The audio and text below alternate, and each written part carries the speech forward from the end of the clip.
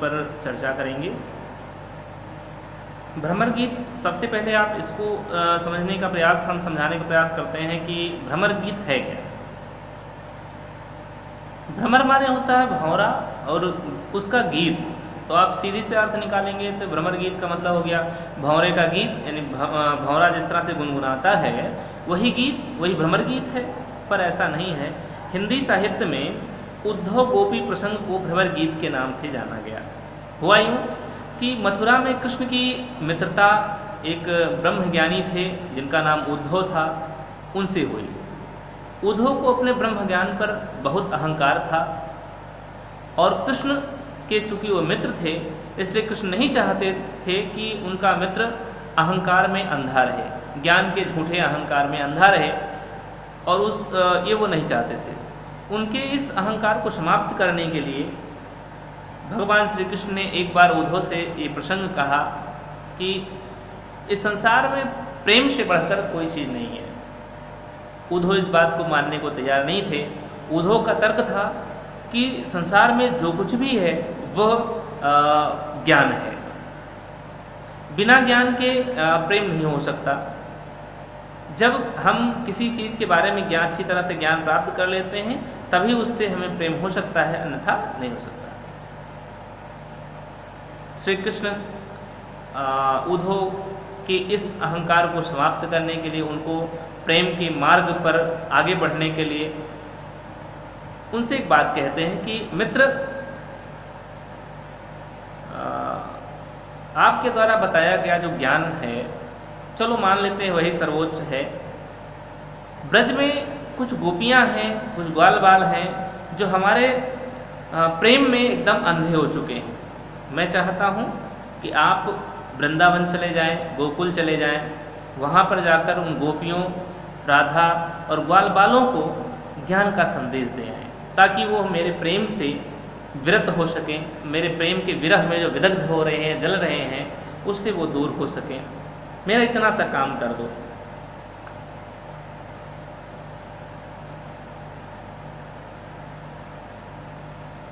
उद्धव जी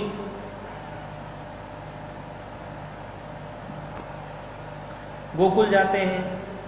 वहाँ जाने के बाद योग का संदेश देने के लिए गए थे, किंतु वे स्वयं प्रेम और भक्ति के रंग में रंगकर जब वापस मथुरा पहुँचते हैं और कृष्ण को ब्रज की संपूर्ण स्थिति को बताते हैं, माता यशोदा का सारा समाचार देते हैं, तो कृष्ण को ब्रज की बरबस याद सताने लगती है और उद्धव से वो कहते हैं कि हे उद्धव, हमारा प्रसंग, हम जिस उद्देश्य पर चल रहे थे प्रसंग पर आने के, हम अपने प्रसंग पर पहुंच चुके हैं।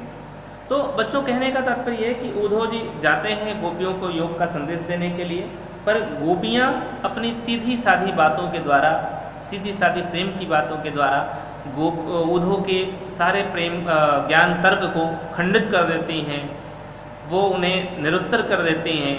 अंत में उद्धव जी जब थक जाते हैं तो वे वहाँ से कह सकते हैं स्वयं भी जो ज्ञान का अहंकार ले गए थे वो वहीं छोड़ देते हैं और प्रेम और भक्ति के रंग में रंगकर वापस मथुरा पहुँच जाते हैं।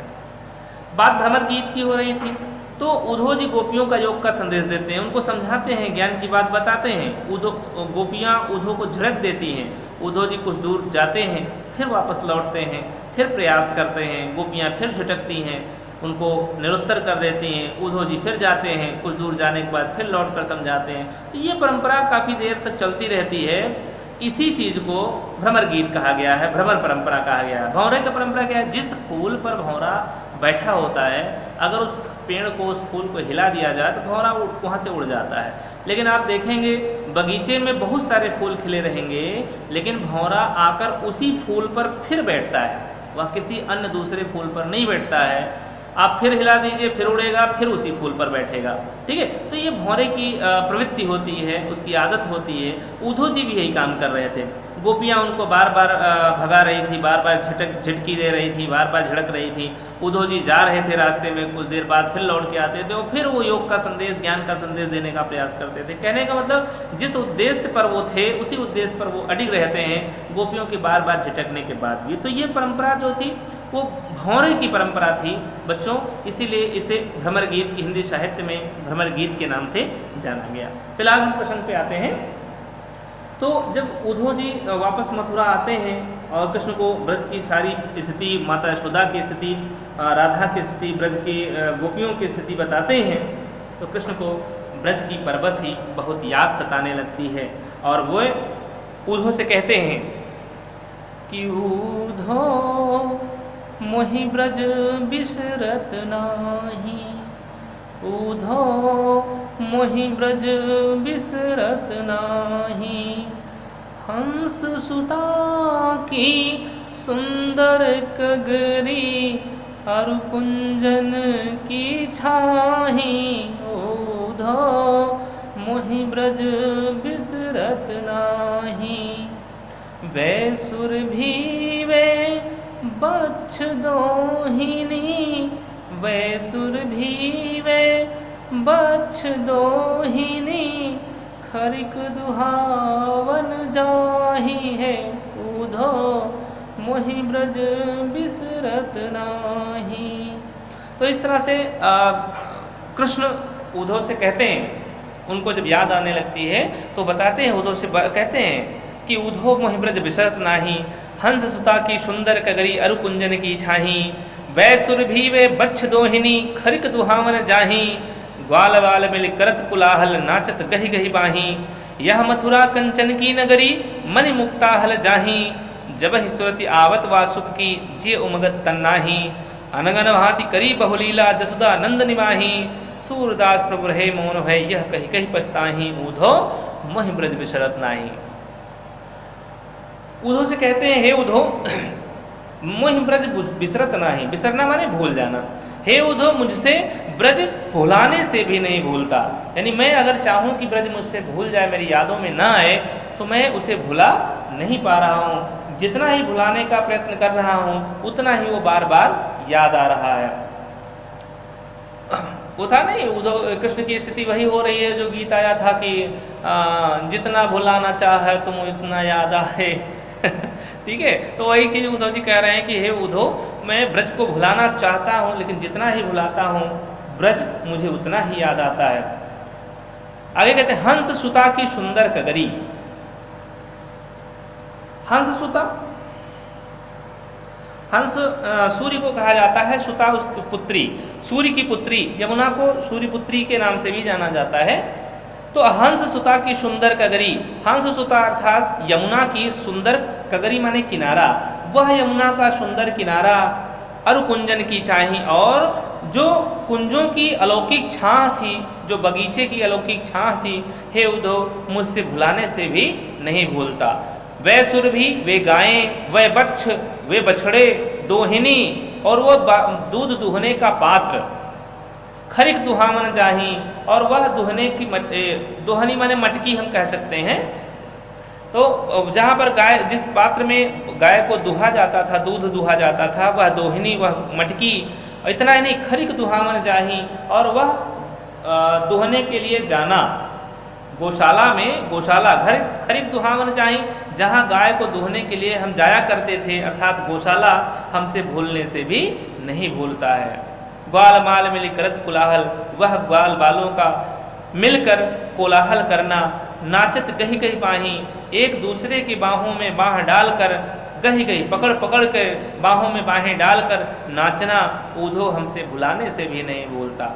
आगे कहते हैं, यद्यपि यह मथुरा कंचन की नगरी, यद्यपि यह मथुरा सोने की नगरी है, कंचन माने स्वर्ण होता है, सोना होता है, यह मथुरा सोने की नगरी है, मन मुक्ताहल जाही, जहाँ मणियों और मुक्ताओं की, मोतियों की कोई कमी नहीं है, किंतु जब ही सुरति आवत वासुक की, जब भी मुझे ब्रज की सुरति आती है, ब्रज की याद आती है, उस ब्रज के सुख की याद आती है, जी उमगत तन नाही, मेरा मन उमंग में भर जाता है और ऐसा प्रतीत होता है, तन नाही, यह शरीर मेरा नहीं है, मेरा अपना शरीर नहीं है।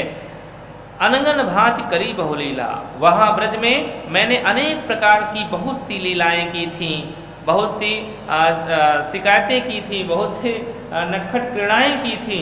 यशोदा नंद निमाही, किंतु माता यशोदा और बाबा नंद ने उसे सहा था, उन्हें सहन कर लिया था, सब कुछ निभाह लिया था।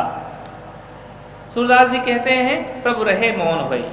इतना कहकर भगवान श्री कृष्ण चुप हो गए और ब्रज को छोड़कर चले आने पर यह कही कही पछताही, यह कह कहकर उपयुक्त जो बातें बताई गई, ये सारी बातें कह कहकर वे पश्चाताप करने लगे, वो पछताने लगे कि हे उद्धव, हमें ब्रज नहीं छोड़ना था, जितना ही मैं ब्रज को भुलाना चाहता हूँ, ब्रज मुझे उतना ही याद आता है। बच्चों, यहाँ पर श्री कृष्ण के भावुक हृदय के सात्विक भावों की अभिवंदना सूरदास ने बड़ी ही अलौकिक ढंग से की है। ब्रज की स्मृतियों में श्री कृष्ण को व्याकुल कर दिया है, ये दिखाने का प्रयत्न किया है। भाषा ब्रज है, अलंकार विरोधाभास है, यह मथुरा कंचन की नगरी और उद्धव मोहि ब्रज बिसरत नाही।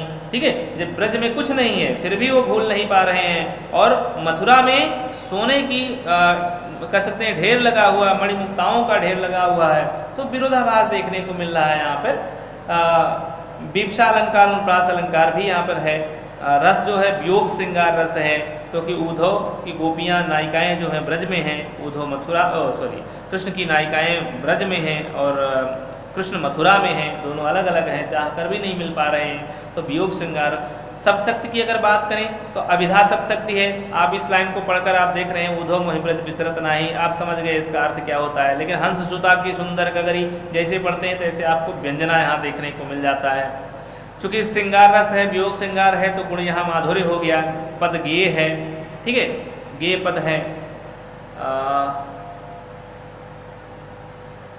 हाँ, अगर सूरदास यहाँ पर भावसाम्य की बात करें इस पद को लेकर, अगर किसी भावसाम्य का मतलब होता है इसी तरह का दूसरा पद, ठीक है। तो भावसाम्य के तौर पे देखेंगे, रत्नाकर, जगन्नाथ दास रत्नाकर के द्वारा उद्धव शतक लिखा गया था, आगे आप पढ़ेंगे। तो उद्धव शतक में रत्नाकर ने ब्रज के स्मरण प्रसंग को व्यक्त करते हुए लिखा कि जमुना काछरन की रंग रस रासन की, विपिन विहारिन की हास हुमसावती, सुधि ब्रजवासिन दिवैया सुख रासिन की, उद्धव नित हमको बुलावन को आवती। सेम वही चीज़ है जो यहाँ पर अभी सूरदास के शब्दों में आपने पढ़ा। रत्नाकर के शब्द भाषा थोड़ा कठिन है, सूर का बहुत सरल है, सरस है, सुबोध है, ठीक है। तो ये था आपका पहला पद।